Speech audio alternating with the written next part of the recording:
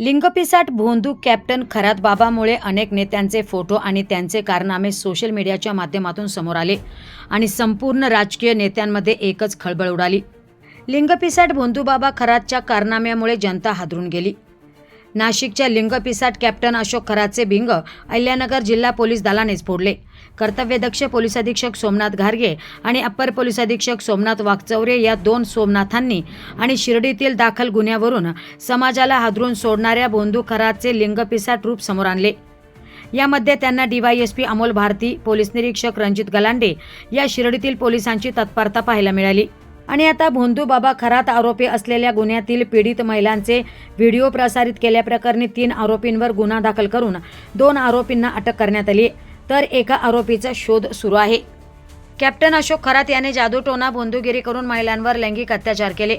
या प्रकरणी गुन्हे दाखल असून त्या गुन्ह्यातील पीडित महिलांचे अश्लील व्हिडिओ BMW या व्हॉट्सअप ग्रुपवर प्रसारित केले असल्याचे दिसून आले आहे। सदर बाबत कोपरगाव शहर पोलीस स्टेशन येथे गुन्हा रजिस्टर नंबर 147/2026 भारतीय न्याय संहिता 2023 चे कलम 294, 2, 3, 5 सह माहिती तंत्रज्ञान कायदा 2000 चे कलम 67 अ प्रमाणे दिनांक 25/3/2026 रोजी गुन्हा दाखल करण्यात आलाय। सदर गुन्ह्यात राहुल गंगाधर शिंदे राहणार शिवाजी रोड कोपरगाव जिल्हा अहिल्यानगर, योगेश पंढरीनाथ आढाव वय वर्ष 50 राहणार मोहिनी राजनगर कोपरगाव तालुका कोपरगाव जिल्हा अहिल्यानगर यांना अटक करण्यात आली आहे। तर आरोपी क्रमांक 3 संदीप गर्जे राहणार माजलगाव जिल्हा बीड याचा शोध सुरू आहे। सदर गुन्ह्याचा पुढील तपास कोपरगाव शहर पोलीस स्टेशन हे करीत आहेत।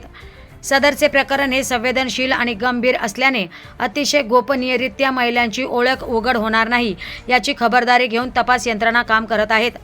तरी याद्वारे सर्वांना आवाहन करण्यात येते की कुणाकडे ही पीडित महिलेची ओळख, त्यांच्या नातेवाईकांची ओळख, त्यांच्या घराची ओळख, त्यांच्या कुटुंबाची ओळख उघड होईल असे व्हिडिओ किंवा अश्लील व्हिडिओ असल्यास ते तात्काळ डिलीट करावे व ते प्रसार माध्यमांवर प्रसारित करू नये।